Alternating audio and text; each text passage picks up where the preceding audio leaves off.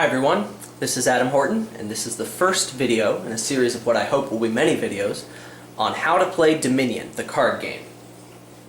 So, if you've ever played Dominion before or watched it being played, this is probably what it looked like. You got a bunch of piles of cards, you got your own cards, and you got people buying them.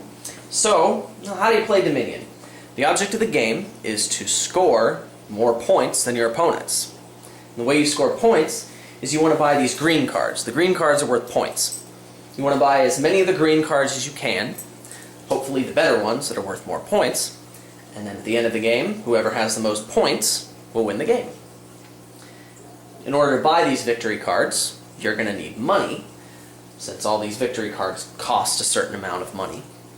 And so there are some money cards that will allow you to get money in order to buy the victory point cards. That's sort of an overview of the game. Now I want to talk about some of the mechanics of the game so that you'll know how all of this stuff works. At the very beginning of the game, you're going to have a starting deck. And that deck will consist of 7 coppers and 3 estates. The coppers give you money, the estates are worth points. On your turn, what you're going to do is you're going to draw a hand of 5 cards. Got 5 cards here. Now, the second part of your turn will be to take all of your treasure cards, the cards that give you money, and you want to play them. Play them by putting them on the table. I've got 3 coppers, and there are $3. What can I buy with $3? Well, you can buy one card that costs up to 3. You could buy less if you wanted. I could buy a $2 card if I wanted to. Here, we'll just take silver. Silver costs 3, and it looks like it gives you $2 every time you play it. Sweet! Okay. We bought a card. Everything in my hand, all the treasures I have in play, and the new card that I bought, it all goes into my discard. And the last part of my turn will be to take 5 more cards and draw my next hand. That was a turn. Let's do it again. We have our 5 card hand. Let's play our treasures. I got $4. I can buy a card costing up to 4. Well, let's just take another silver for now. All the stuff goes in my discard pile.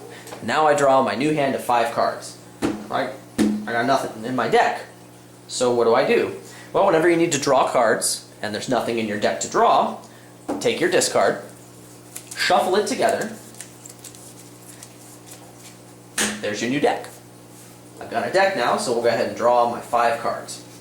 So this might have answered the original question you have of, well, why did I spend $3 on a card that only gives me $2? That seems kind of silly.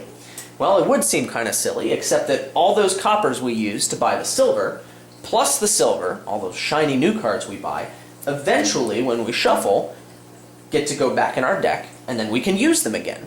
So the coppers, even though you spend them, they really never go away from your deck. Of course, they can, but there's an exception to everything I say in this series, so let's just try not to get bogged down in that fact. Here, I've got 3 coppers that I had previously spent, and then I've got this shiny new silver. I got $5 this turn. That's more than I ever had before because I've been buying these better money cards. So, we'll just go ahead and keep on taking some turns. I've got $5. I'll just go ahead and buy the best money card that I can for now. Here's the silver. It costs 3. All goes in the discard. Next turn, we've got 5 again. We'll go ahead and buy another silver. We draw our hand of 5 cards. I've drawn 2. And I've got no more cards in my deck, so we shuffle the discard. And then we draw our last 3 cards. Here's our new hand. You can see we've got $6, 2 silvers, 2 coppers.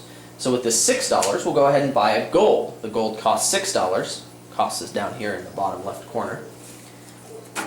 So we're gradually we started with the coppers to buy silvers. Now we're going to use the silvers to buy golds effectively. One day, we'll be able to buy that big expensive victory card that's worth more points than everyone else. Here's 6 more. We'll buy another gold. We've got 4 cards left for our next hand. That's not enough, so we'll take our discard, shuffle it, and draw our 5th card.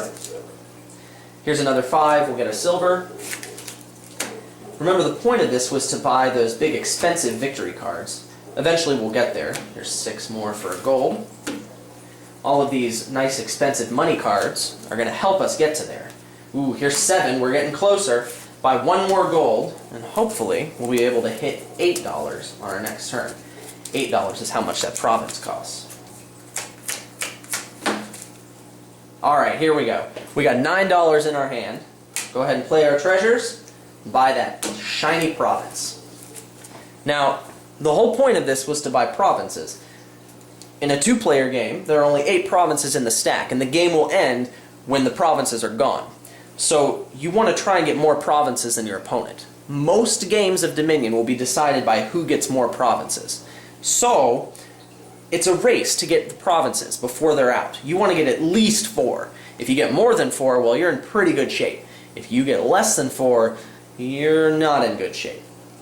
You want to build a deck that can get to 4 provinces as quickly as you can. And most of the time, that means just buying province when you hit to 8, and buying some money when you don't so that you can hit 8 later.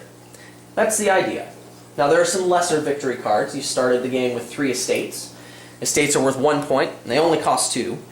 These are pretty good when you're really down to the wire, the game's almost over, and every little point counts. There's also duchies. These cost $5, but they're worth 3 points. These are pretty nice to have when the game's sort of winding down. They're not as good as provinces, but hey, 2 duchies is the same as 1 province. You hit 5 twice, you might as well, right? So that's the idea, and that's sort of the mechanics of how the game Dominion works. You draw a hand of 5 cards, you play your money, and you want to buy green cards that total more than your opponent's. That's all for the first video. I know that may have been a little boring, but I promise you there's more interesting stuff to the game. We haven't touched these 4 cards yet, and that's what we're going to do in the next video.